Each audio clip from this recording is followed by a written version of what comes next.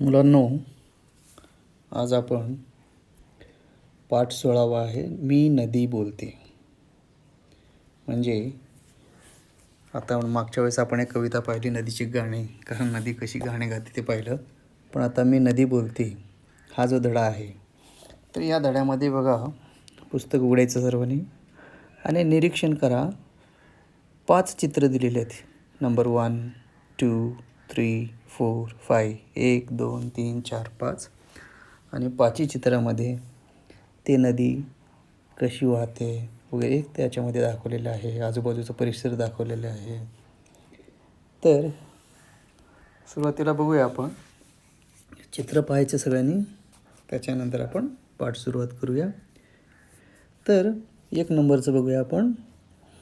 मी आहे नदी, माझा जन्म पर्वतावर होतो, मला अनेक ओढे येऊन भेटतात, त्या ओढ्यामुळे मी मोठी होत जाते, इतर नद्याही मला मिळून मिळतात.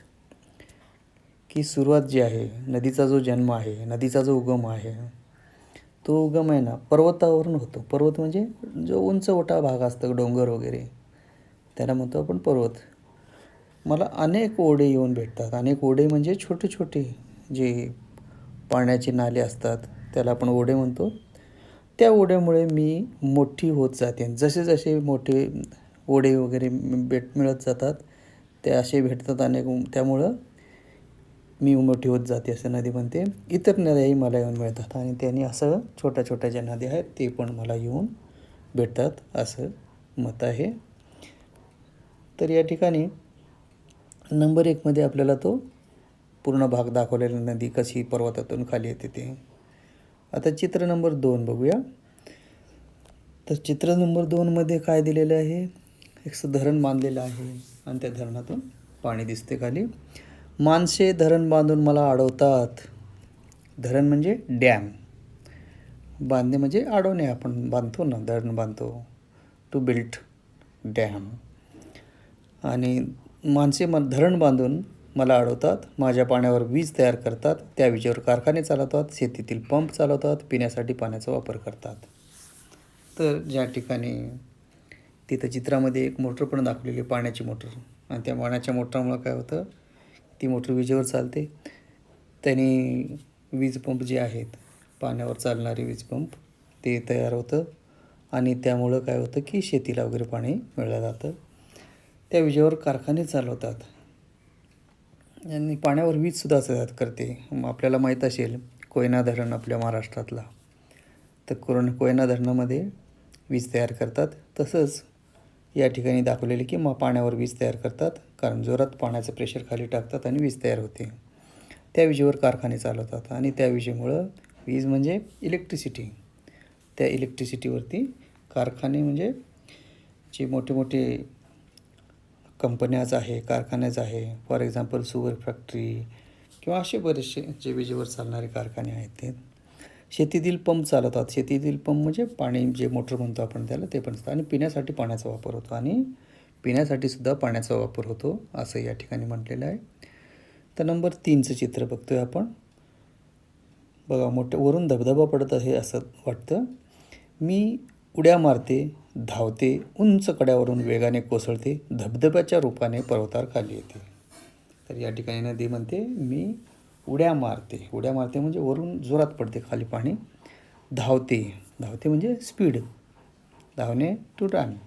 उंच कड्यावरून वेगाने कोसळते म्हणजे उंच जो कडा आहे डोंगराचा, तिथून कोसळते आणि धबधब्याच्या रूपाने पर्वतावरून खाली येते. आणि त्या ठिकाणी काय होतं, एक प्रकारचा धबधबा तयार होतो आणि त्या धबधब्याच्या रूपाने पर्वतावरून खाली येते.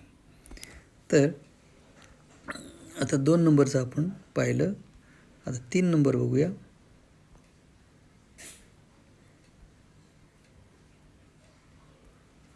तीन नंबरचं पण झालं की कड्यावरून पडते. 4 नंबरकडे जाता येईल आपल्याला. पर्वतावरून मी सपाट मैदानी भागात येते. तर नदी म्हणते मी काय करते, पर्वतावरून सपाट मैदानावर येते. मैदानी म्हणजे प्लेन ग्राउंड ज्याला म्हणतो त्याला सपाट मैदान म्हणतो आपण. आणि पर्वतावरून मी सपाट मैदानी भागात येते. आता माझा वेग कमी झालेला असतो. माझ्या दोन्ही किनाऱ्यावरील परिसर मी हिरवगार करते.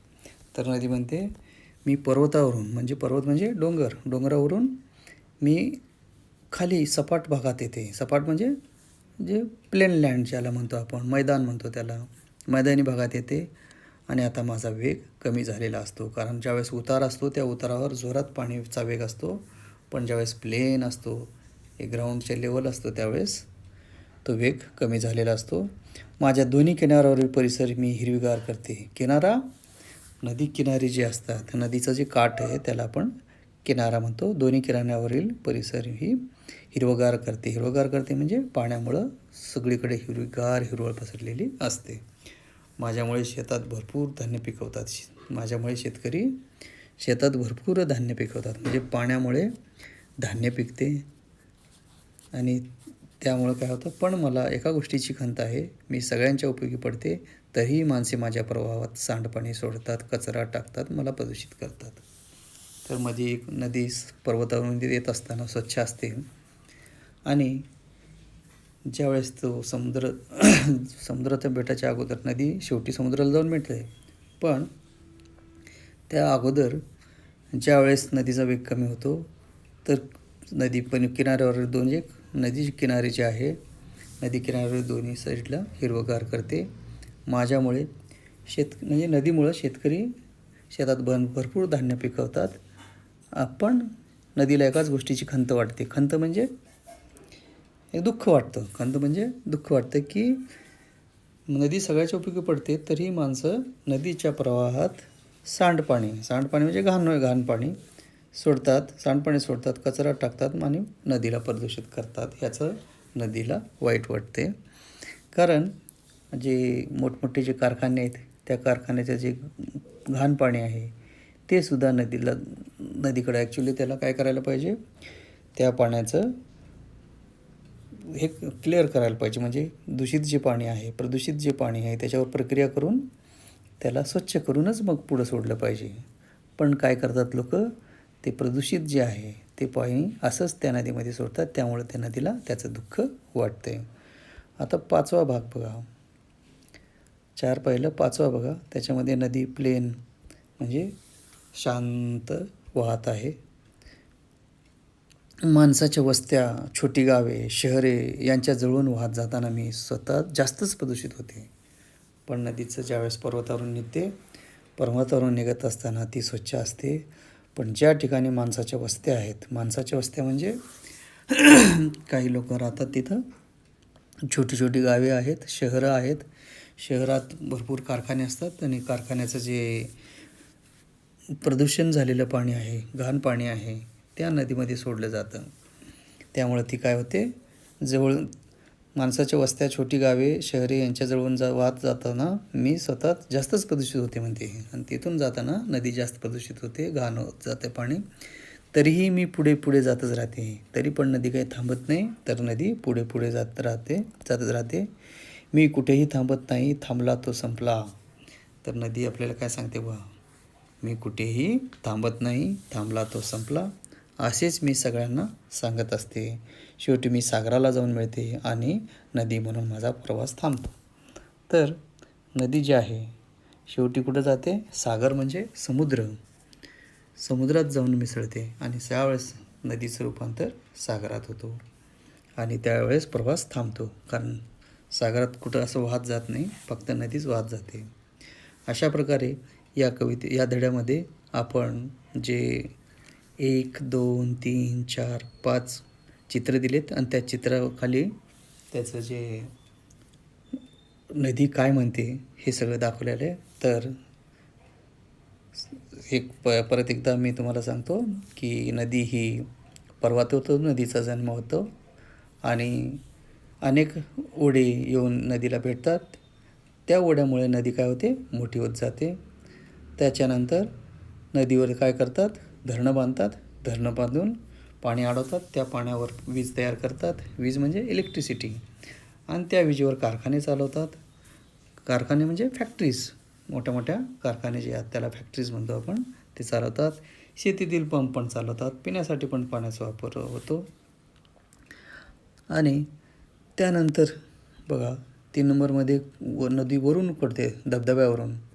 आणि ते धबधब्याचं रूपांतर कसे पर्वतावरून खाली पडते, उंच कड्यावरून. म्हणजे ज्यावेळेस नदीचा उगम होतो, नदीचा उगम झाल्यानंतर जे आहे नदी धबधब्यावरून पर्वतावरून खाली पडते आणि परत काय करते, सपाट पर्वतावरून सपाट मैदानात येते आणि त्या ठिकाणी नदीचा वेग कमी होतो आणि किनाऱ्यावरील जो परिसर आहे, नदीच्या दोन्ही किनाऱ्यावरील परिसर हिरवगार करते नदी.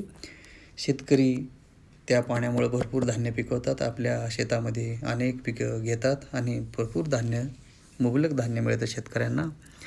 पण नदीला फक्त एकाच गोष्टीची खंत वाटते, ती म्हणजे ज्या ठिकाणी माणसं काय करतात की नदी म्हणते की मी सगळ्यांना उपयोगी पडते, पण माणसं काय करतात, जे घाण पाणी आहे, प्रदूषित पाणी आहे किंवा सांडपाणी आहे, कचरा आहे, हे सगळं नदीमध्ये टाकून प्रदूषित करतात. अशा प्रकारे ज्या ठिकाणी याच्यापेक्षाही मोठं म्हणजे माणसाच्या वस्त्या, छोटी गावे, शहरे त्यांच्या जवळून जात असताना नदीत जास्तच प्रदूषित होते. कारण कारखान्याचे पाणी वगैरे जे आहेत, प्रदूषित पाणी त्या नदीमध्ये सोडलं जातं. पण तसं नाही करायला पाहिजे, त्याच्यावर प्रक्रिया करून स्वच्छ पाणी सोडायला पाहिजे. पण तसं काही होत नाही, त्यामुळं नदीला दुःख होतं आहे. आणि शेवटी आपल्याला नदी एकच संदेश देते, थांबला तो संपला. आणि नदी सगळ्यांना सांगत असते की शेवटी सागराला जाऊन मिळते आणि नदी म्हणून नदीचा प्रवास थांबतो. तर नदी काय म्हणते सगळ्यांना, थांबला तो संपला, असेच नदी सगळ्यांना सांगते. आणि शेवटी असं सांगून नदी सागराला जाऊन मिळते व नदीचा प्रवास थांबतो. या ठिकाणी हा जो छोटासा धडा आहे, मी नदी बोलते, हा धडा इथं संपतो. अडवणे म्हणजे थांबवणे, आपण डॅम मानतो त्यावेळेस शब्दार्थ आपण बघतोय. अडवणे म्हणजे थांबणे, कठीण शब्दाचा अर्थ सागर म्हणजे समुद्र. आता खाली बघा, प्रश्न पहिला, खालील प्रश्नांची उत्तरे लिहा. तर त्यामध्ये पहिला प्रश्न आहे, नदीचा जन्म कुठं होतो? त्याचं उत्तर आहे, नदीचा जन्म पर्वतावर होतो. परत एकदा, नदीचा जन्म कुठे होतो? उत्तर काय आहे, नदीचा जन्म पर्वतावर होतो. नदी मोठी कशी होते? नदी मोठी कशी होते? नदीला अनेक ओढे व नद्या येऊन मिळतात, त्यामुळे नदी मोठी होते. आजचं परत एकदा उत्तर सांगतो मी. नदी अनेक ओढे नाले ज्याला म्हणतो आपण, नदी अनेक ओढे व नद्याला येऊन मिळतात, म्हणून नदी मोठी होते. म्हणजे नदी मोठी कशी होते? तर ज्यावेळेस नदीला अनेक ओढे व नद्या येऊन मिळतात त्यावेळेस नदी मोठी होते. नदीच्या पाण्याचा उपयोग लोक कशासाठी करतात? ते कशासाठी करतात? आपल्याला नदीच्या पाण्याचा उपयोग कशासाठी करतात? उत्तर आहे, नदीच्या पाण्यावर काय करतात? वीज तयार करतात. नंबर 2, विजेवर कारखाने चालवतात. तसेच विजेमुळे शेतातील पंप चालवतात व लोक पिण्यासाठी नदीचा पाण्याचा उपयोग करतात. परत एकदा, नदीच्या पाण्याचा उपयोग लोक कशासाठी करतात? कशासाठी? तर नदीच्या पाण्याचा उपयोग लोक वीज तयार करण्यासाठी करतात. तसेच नदीच्या पाण्यावर वीज तयार होते आणि कारखाने चालवतात. तसेच विजेमुळे शेतातील पंप चालतात व लोक पिण्यासाठी पण नदीच्या पाण्याचा उपयोग करतात. नंतर नदीचा वेग कधी कमी होतो? जेव्हा नदी पर्वत उतारावरून सपाट मैदानी भागात येते तेव्हा नदीचा वेग कमी होतो. परत एकदा, नदीचा वेग कधी कमी होतो? जेव्हा नदी पर्वत उतारावरून सपाट मैदानी भागात येते तेव्हा तिचा वेग कमी होतो. त्यानंतर आहे, नदी आपल्याला कोणता संदेश देते? तर उत्तर काय आहे, आपण थांबायचं नाही, पुढे जात राहा, थांबला तो संपला, असा संदेश नदी आपल्याला देते. परत एकदा, नदी आपल्याला कोणता संदेश देते? नदी आपल्याला म्हणजे काय म्हणते? पुढे जात राहा, थांबला तो संपला, असा संदेश नदी आपल्याला देते. तुमच्या जिल्ह्यात कोणकोणत्या नद्या आहेत? तर आपल्या जिल्ह्यात कोणत्या नद्या आहेत ते आपल्याला या ठिकाणी सांगायचं आहे. तर आपल्या जिल्ह्यामध्ये अनेक नद्या आहेत आणि त्या नद्याचे नावं जे आहेत, आता तुम्हाला माहिती आहे, पवना नदी आपल्या जवळच आहे, पवना नदी आहे. तसे अनेक नद्या आहेत. तुम्ही 2 ते 3 नद्याची आपण मनाने नावं लिहायची आहेत. तुम्ही बघा, आपल्या पुणे जिल्ह्यात बऱ्याचशा नद्या आहेत. त्या मुळा, मुठा, तसेच पवना, ह्या सर्व ज्या नद्या आहेत त्या नद्याची नावं तिथं लिहायचं आहे.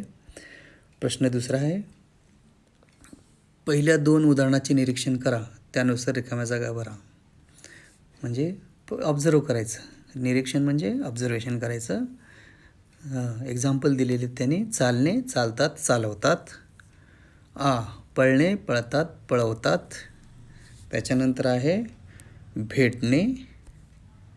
त्याच्यानंतर काय आहे, भेटणे. भेटणेनंतर भेटतात आणि भेटवतात. त्याच्यानंतर आहे डॅश करतात. मग करणे, करतात, करवतात. मिळणे, मिळवतात. मिळणे, मिळतात, मिळवतात. थांबणे, थांबतात, थांबवतात. परत एकदा बघूया. पहिल्या 2 उदाहरणांचे निरीक्षण करूया, त्यानुसार रिकाम्या जागा भरूया. चालणे, चालतात, पळतात. पळणे, पळतात, पळतात. भेटणे, डॅश डॅश, भेटणे, भेटतात, भेटवतात. त्याच्यानंतर डॅशच्या ठिकाणी करणे, करतात, करवतात. मिळणे, मिळतात, मिळवतात. थांबणे, थांबतात, थांबवतात. तर या ठिकाणी हा जो धडा आहे, हे 2च प्रश्न आहेत. हे प्रश्न आपण आपल्या नोटबुकमध्ये लिहायचे आहेत. क्लासवर्कच्या नोटबुकमध्ये ह्या 2 प्रश्नाचे उत्तर एवढेच लिहायचे आपल्याला. पुढचा जो भाग आहे तो आपल्याला बघायची आवश्यकता नाही आहे, कारण ते प्रश्न उत्तरं नाही आहेत. तर या ठिकाणी हा जो धडा आहे, मी नदी बोलते, हा या ठिकाणी संपतो. तर अतिशय महत्त्वाची सूचना तुम्हाला द्यायची होती.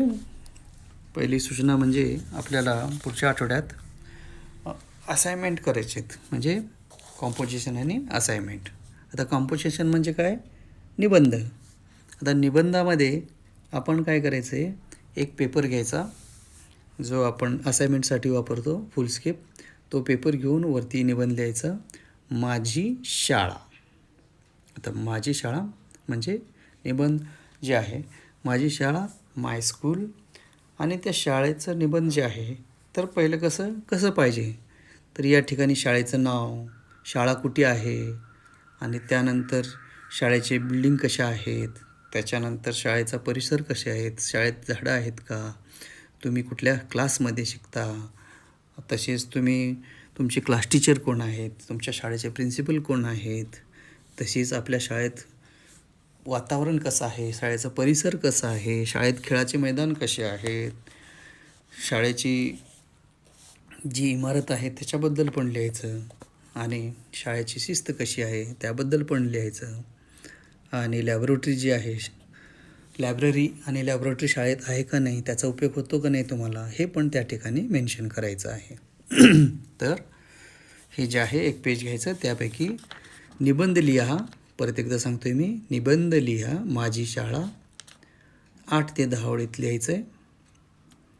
आणि त्याच्याच खाली अर्धा पेज जे आहे, तर ते पेज आपल्याला काय करायचं आहे की आपल्याला एक उपक्रम करायचा. उपक्रम म्हणजे या ठिकाणी बघा, आपण मागच्या आठवड्यात आपण एक कविता घेतली होती. त्या कवितेचं नाव आहे नदीचे गाणे. तर या कवितेत एक प्रश्न आहे, 5वा प्रश्न, पेज नंबर 26, पेज नंबर 26वरती, पान नंबर 26वरती एक प्रश्न आहे. 5वा प्रश्न आहे, कवितेच्या चित्राचे निरीक्षण करावं, 5 वाक्य लिहा. म्हणजे जी पोयम आहे, पोयममध्ये चित्र दिलेली आहेत, जे पिक्चर आहेत पोयममधले, ते पिक्चरचं काय करायचं, ऑब्झर्वेशन करायचं, आणि 5 ते 6 वाक्य आपल्या मनाने लिहायचं आहे. मनाने म्हणजे जे आपलं कविता आहे, कविता बघायची, आणि त्याच्यामध्ये जे चित्र आहेत, त्या चित्रामध्ये बघा की गडा भरून घेऊन चाललेले असतात, गुरेढोरे असतात, मुले लाटावर खेळलेले आहेत, असे अनेक वस्ती, त्या ठिकाणी पलीकडे वस्ती आहे, झाडं आहेत. ह्या नदीचं जे आहे वर्णन त्या ठिकाणी करायचं आहे. त्या चित्राचं निरीक्षण करून आपल्याला 5 वाक्य लिहायचं आहे. तर परत एकदा, एक पेजवरती वरती निबंध लिहायचं आहे, माझी शाळा, 8 ते 10 ओळीत लिहायचं आहे, शाळेची माहिती लिहायची, माझी शाळा, माझी शाळेचं नाव, परत शाळा कुठे आहे, शाळेची इमारती कशा आहेत, शाळेमध्ये तुमचे क्लास टीचर कोण आहे, तुम्ही कुठल्या क्लासमध्ये शिकताय, तुमच्या शाळेचे प्रिन्सिपल कोण आहेत, तसेच शाळेचा परिसर कसा आहे, शाळेचं क्रीडांगण कसं आहे, ह्या सगळ्या गोष्टीचा सविस्तर त्या ठिकाणी उल्लेख करायचा आहे. हे आपल्याला 10 मार्कासाठी असणार आहे.